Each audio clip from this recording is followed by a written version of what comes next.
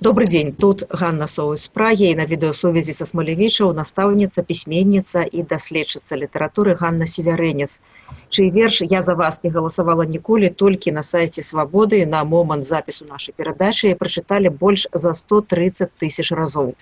І гэты верш стаў падставай для таго, каб з Ганнай не працягнулі кантракт у Смалявіцкай гімназіі. Вітаю, Ганна. Добрый день, сударыня Ганна. Ну, ведаю, што вы яшчэ працуеце, яшчэ адзін тыдзень трэба дапрацаваць, от толькі вярнуліся дадому з працы, што адбывалася сёння ў гімназіі. Ну і таксама ведаю, што вы спадзяваліся, што бацькі вашых вучняў паспрабуюць неяк аднавіць вас на працы, паспрабуюць спыніць гэтае завяршэнне кантракту. Ці так адбылося, што казалі дзеці, ці бацькі змагаліся за вас? Ну, что тычыцца реакции бацькоў, то я стараюсь дистанцироваться от этого пытания, как не было такого отчувания, что я поднимаю, что я организую некую оборону и что это все робится моими руками, тому я імкнуся не мець дачынення до гэтага, але я ведаю, что, конечно, и бацькі, и коллеги, и вучні усе вельмі переживаюць тое, што адбылося. І я ведаю, што калегі не толькі ў гэтай школе, але ў іншай. І наогул я хочу сказаць, што тое, што адбываецца, яно не адбываецца ў рэжыме нейкае супрацьстаяння майго і адміністрацыі. Гэта не адбываецца ў рэжыме нейкае такога злога выключэння ці звальнення. Мяне вельмі дзівіць тое, што усё вакол мяне насычана менавіта чалавечымі пачуццямі, чалавечым выбарам, паміж тым, як трэба рабіць, як не трэба. Тут усе робяць розныя выбары зараз маральныя такія. І я ведаю, я ж не адзіная настаўніца, хто там каго звальняюць па ідэалагічных прычынах. За 26 год таких гісторый набярэцца некалькі дзясяткаў у беларускай сістэме адукацыі. І я скажу па праўдзе, я не разлічвала на такой узровень падтрымкі менавіта сярод калег, бацькоў, вучняў, які я зараз маю.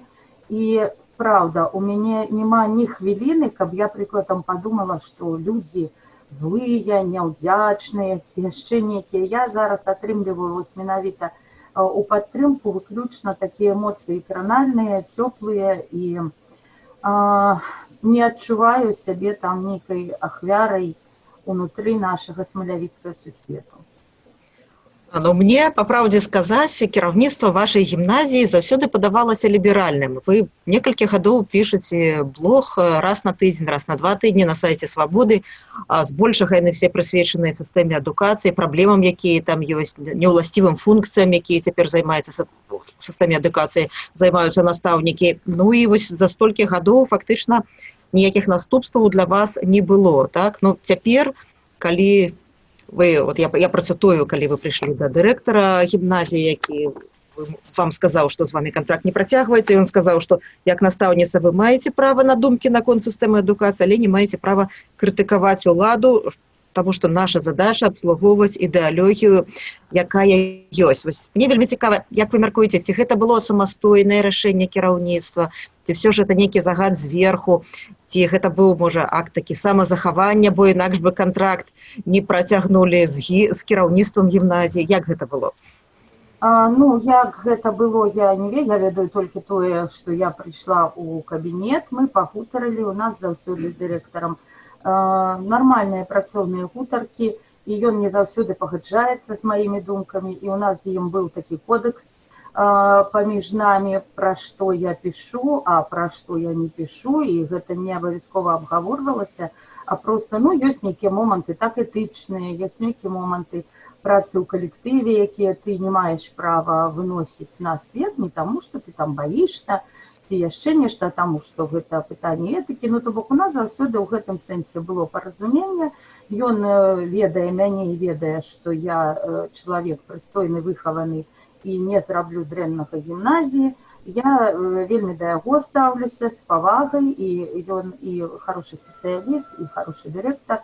І я думаю, што тут сапраўды стала пытанне нават не самазахавання, а захавання гімназій, бо і наша гімназія ўвесь час знаходзіцца ў такім няпэўным становішчы. У нас няма свайго будынку, мы арендуем памяшканне ў школе. Ну, то бок мы таксама такія, ведаеце, ну, у нас любая установа адукацыі ў любы момант можа пачаць перажываць цяжкія часы.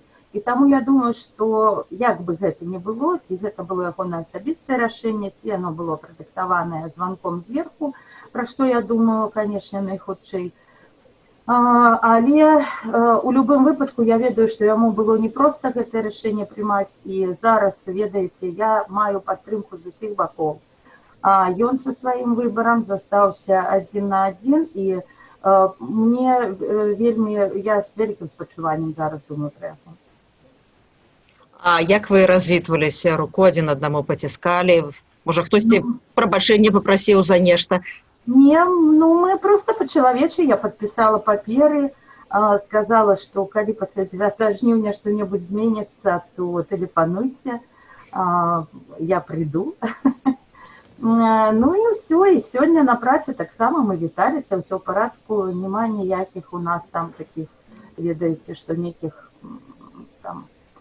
Я спокойно отвела свои консультации, пришли выпускники, мы перемолвились с коллегами, все в таким рабочем режиме, мы все разумеем, и все разумеем, что мы зараз находимся в таких складаных воронках не політичных, а моральных. Я так само прикладом увесь час думаю, ці не треба было мне помолчать, не тому, что я боюсь, ці яшчэ нешта, але каб захаваць магчымасць працаваць з дзецьмі. Я так разумею, вы не маглі не напісаць той верш. Як ён хутка з'явіўся? Як хутка вы яго напісалі? Ну, вершы не пытаюцца там прыходзіць ім ці не прыходзіць, ён бы напісаўся ўсё адно, таму што вось гэтыя рэчы з пагрозамі масавых расстрэлаў, і больш за тое я разумею, як чалавек, які працуе з гісторыяй, з гістарычнымі дакументамі, я разумею, што гэта не эмацыянальнае выказванне, што гэта не пустыя словы. І, на жаль, такія рэжымы, яны не спыняюцца перад тым, каб страляць. І, ну, яно так выплеснулася, што называецца, але можна было б гэта захаваць у хатнім камп'ютары. Я думала, што, як, ось, выкладаць яго ці не выкладаць. Гэта ж не тое, што нейкае імпульсіўнае, неабдуманае рашэнне. І я просто подумала, мы же шмат з дзецьмі, асабліва са старшакласнікамі, размаўлялі пра рэпрэсіі, пра масавыя рэпрэсіі. Мы зараз чыталі з 11 класам «Адзін дзень» Івана Дзянісавіча Солженіцына. Я праводжу з дзецьмі заўсёды урокі памяці па курапатах 29 кастрычніка. І як я ім потым патлумачу, калі раптам нешта здарыцца такое, што я нічога не сказала. Гэта будзе такая ложь з майго боку, і як я потым буду з імі размаўляць пра гэта. Калі летам раптам нешта адбудзецца, і я такая прыходжу да іх на урок з усей нашымі гэтымі абмеркаваннямі, з усімі нашымі гэтымі урокамі літаратуры і урокамі памяці, і я прыходжу такая бесславесная. І я зразумела, што проста, ну, гэта не дае мне права маўчаць. Ганна, магчыма, крыху некарэктнае пытанне, калі не хочаце не адказваць. Ну, вы настаўніца вышэйшай катэгорыі, вы былі настаўнікам году Менскай вобласці ў 2017 годзе, былі ў фінале гэтага конкурсу сёлета. Ну, вот і вашы вучні станавіліся пераможцамі алімпіядаў, конкурсаў. Колькі вы зараблялі? Які быў ваш заробак? І наколькі цяпер страта гэтага заробку будзе адчувальная для вашай сям'і? Ну, я, напэўна, не магу агучыць канкрэтныя лічбы, бо гэта таксама лічыцца непрымальным, але я скажу так, абяцаныя сярэднія заробкі па краіне я амаль заўсёды атрымлівала, але гэта, канечне, не так проста, што давалася.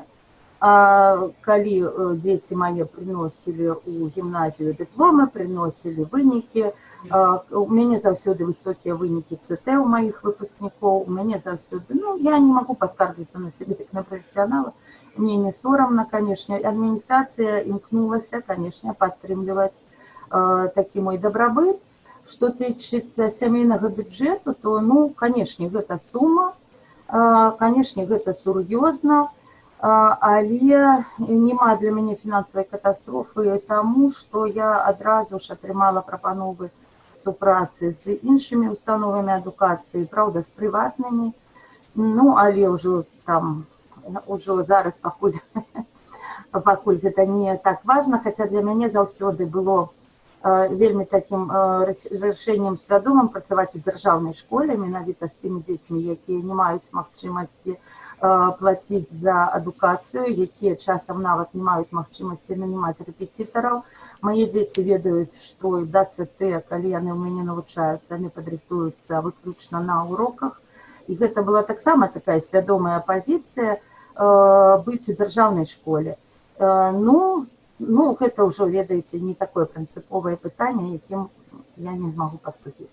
Можете сказаць, колькі прапановаў вам было зроблена за гэты час ад гэтага дня, калі вы даведаліся, што з вамі не працягваюць кантракт?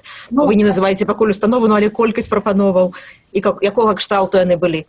Гэта ў асноўным прапановы ад прыватных устаноў адукацыі. Таксама ёсць прапановы ад выдавецтваў, дзе я магу як філолог працаваць. І гэта крышачку больш за 10 прапаноў. Я разумею, што частка з іх была зроблена на эмацыйнай хвалі і, магчыма, праз некаторы час, бо прыватныя установы, у іх розная сітуацыя, магчыма, праз некаторы час іх колькасць скароціцца, і я не буду зноў жа ў крыўдзе, я ўсё гэта разумею, і эмацыянальную хвалю падтрымкі і гэтак далей. Але ў любым выпадку не можа быць такой сітуацыі, каб я не знайшла фінансавае выйсце, бо я многапрофільны спецыяліст, я магу і пісаць, і вучыць, і так, і гэтак, і дыстанцыйна, і не дыстанцыйна, таму тут у мяне ніякага страху няма, я падрыхтаваная да гэтага усім сваім прафесійным жыццём, і ўсё ў гэтым сэнсе будзе добра.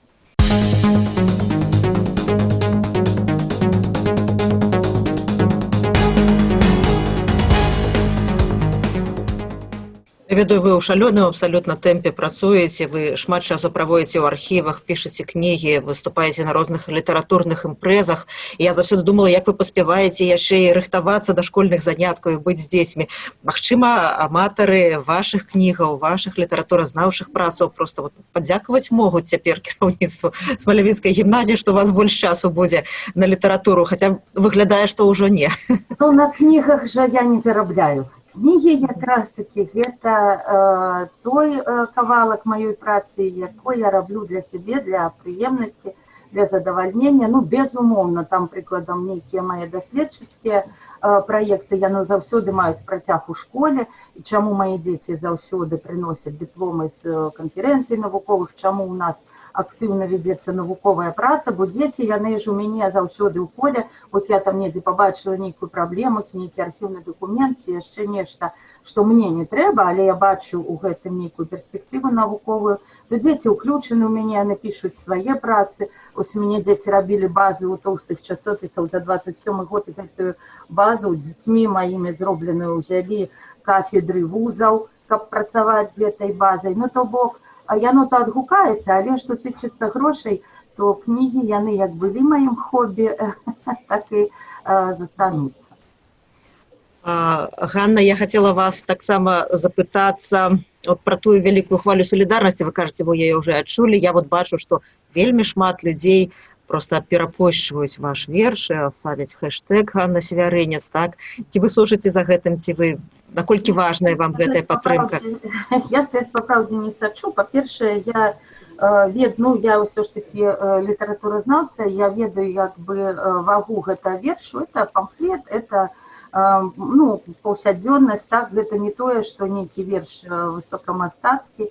І больш за тое, я свае тэксты, асабліва свае вершы, я не магу іх перачытаць, я бачу ўсе хібы, ўсе заганы, мне ажно дрэнна. Таму я, што тычыцца верша, я як бы, ну так, краем вока я бачу і хутчэй пралістваю стужку, каб ужо не это. А тое, што падтрымка сапраўды вялікая, мне нават не ёмка, таму што я не адзіная настаўніца, якая пацярпела ад пераследу, і мне бы вельмі хацелася, каб кожны настаўнік, які паспытаў у жыцці тое, што зараз прыйшлося для мяне, пры тым, што я так, самы літасцівы варыянт, ні па артыкуле мяне не звольнілі, нічога, і ўсё вельмі прыстойна, каб гэтая хваля падзялілася на ўсіх, і каб тыя людзі, якія таксама зазнаюць ціск, яны ведалі, што гэтая хваля падтрымкі, яна не мне канкрэтна, яна ўсім нам, тым настаўнікам, якія маюць сілу супраціву, і тым больш, што ў гэтым жніўні шмат каму з маіх калег давядзецца рабіць гэты выбар складаны. Кожнаму з іх, аднам, не гледзячы ні на прыказы, ні на што, неважна, калі чалавек прыйдзе ў выбарчую камісію і калі ён палічыць магчымым сказаць, што, калегі, все нормально, працуем як заўсёды, але я буду лічыць справядліва. Это вельмі цяжка, гэта вельмі складана. Я ведаю, што для многіх гэта гучыць як немагчымасць, але я ведаю, што шмат настаўнікаў будуць гэты выбар рабіць, і я хочу авансам усю гэтую хвалю падтрымкі перадаць тым людзям, якія будуць рабіць менавіта такі выбар 9 жніўня. Вы так крытычна выказаліся пра свой верш, тым не менш, у яго людзі цытуюць, пад яго прапанавалі ўжо рэп нават напісаць на гэтым вершы. Я згадаю яшчэ адзін верш. Славамір Адамовіч стаў палітвязнем, напісаўшы ў свой час верш «Убей прэзідэнта». Ён быў на расейскай мове, так, ён год амаль правёў амерыканцы па справе. У вашым вершы якраз заклікаюць не страляць, так? І як вы думаеце, вот які лёс гэтага верша? Ён ужо будзе жыць сваім лёсам, мне так падаецца. Я не ведаю, які там у яго будзе лёс, і мы размаўлялі з дырэктарам пра гэты верш, бо ён мне так і сказаў, што гэта канкрэтна верш стаўся вось той кропляй, якую ён не можа мне спусціць з рук. І ён спытаўся ў мяне тады, ну вы ж разумееце, што гэта нічым не дапаможа. Што гэта проста, вы проста напісалі і ўсё. І такія вось мы вымушаныя, значыцца, бачыць такія наступствы. Але я правда, я яму сказала, і зараз я таксама так думаю, можа гэта адкладзе хаця б на 15 хвілін гэтае апошняе рашэнне страляць, хаця б на 15 хвілін. І за гэтыя 15 хвілін нехта паспее сысці, альбо гэта будзе тыя пераломныя 15 хвілін, калі кинуть зброю тыя, хто павінен страляць. То бок, для мяне гэта не пафасныя развагі, а разумеючы сітуацыю і працуючы ўвесь час з 30-ми гадамі, з масавымі расстрэлами, я разумею, што гэта, гэта тое, што можа стаць нашай паўсядзённасцю, і я думаю, што 15 хвілін у гэтай справе яны шмат што могуць вырашыць. Пакуль мы з вами размаўляем, якраз з'явілася інфармацыя пра вашага брата Паўла Свярынца, які знаходзіцца за кратамі і спазнае вельмі невыносныя умовы за кратамі, фактычна катаванні вашай сям'і. Маці стала палітычна актыўнай, таксама вельмі шмат за гэтыя гады яна спазнала і зняволенне, і вялікія штрафы. Вы былі настаўніцай рускай мовы і літаратуры, але таксама ваша палітычная актыўнасць, ваша такая неабыякавасць, ваша сумленнасць, вам не дазволіла просто сидзець на сваім месцы і расказваць дзецям пра тое, што ў расійскай літаратуры, што гэты персанаж хацеў сказаць, што гэта, і як бы тлумачыць ім, чым гэта важна, так? Я хацела вас згадаць калісьці вашу заяву такую, калі пры канцы мінулого году вельмі шмат гаварылі пра пагрозу незалежнасці Беларусі, і вы тады заявілі, што вы хочаце перакваліфікавацца на настаўніцу беларускай мовы і літаратуры. Як гэты працэс ідзе, і тая новая прапанова, якую вам далі, ці яна для настаўніцы расійскай мовы і літаратуры, ці яна для настаўніцы беларускай мовы і літаратуры адначасна? 3 прапановы, з якіх я маю, яны тычацца беларускай мовы і літаратуры, і, канешне, гэта будзе тое, што я буду разглядаць у першую чаргу. Галоўнае, каб была магчымасць юрыдычна гэта аформіць, таму што я перападрыхтавацца не паспела. У педуніверсітэце, куды я падала дакументы на перападрыхтоўку, на жаль, не сабралася група, каб адкрыць гэтую перападрыхтоўку. Перападрыхтоўваюцца матэматыкі, фізікі, інфарматыкі і гэтак далей, а настаўнікі беларускай мовы 18 чалавек трэба, каб адкрыць групу. Здаецца, я магу блытацца ў лічбах, а нас зараз 9. То бок яшчэ палова настаўнікаў павінна падаць такія дакументы, таму гэта пакуль працэс замарудзіўся. Але і па дыпломе я маю права выкладаць толькі рускую літаратуру, і мая катэгорыя вышэйшая, яна тычыцца таксама толькі рускай філалогіі. Але калі прапановы ўжо такія ёсць, у мяне ёсць лета, я набрала сабе падручніка ўжо, ну, буду самастойна ўжо рыхтавацца, я думаю, што гэта мне па сілах, у меня 2 вышэйшыя адукацыі, і 3-ю вышэйшую адукацыю я магу атрымаць самастойна, і калі наймальнікам маім будзе гэта зручна, то я, канешне, найперш буду разглядаць прапановы беларускай мовы і літаратуры. Вы ўжо пачалі параўноўваць тое, што цяпер адбываецца з тым, што было ў сталінскія часы, гэты перыяд вы глыбока ведаеце. Вот з якім бы перыядам, з лёсамі якіх літаратараў, такіх вядомых людзей вы маглі б параўнаць тое, што цяпер адбываецца з вамі? Ну, не са мной. Са мной то якраз, ведаеце, ўсё вельмі так па-вегетарыянску. Ну, насамрэч, шмат у каго ж карціна свету не складвалася, калі яны разумелі, што я яшчэ працую ў школе. І некаторыя калегі мяне так і сустракалі: о, ладно, кстати, на вас яшчэ не звольнілі. Ну, то бок, што тычыцца мяне, то тут ўсё больш-менш так лайтова, а наогул, што тычыцца па рэжымах і што тычыцца па гістарычнай сітуацыі, якая зараз складаецца, па магчымасці рэпрэсій, я б сказала, што гэта прыкладна 1935 год. Это ніколі масавыя рэпрэсіі не пачынаюцца раптам. Ну, толькі калі гэта не вайна, там.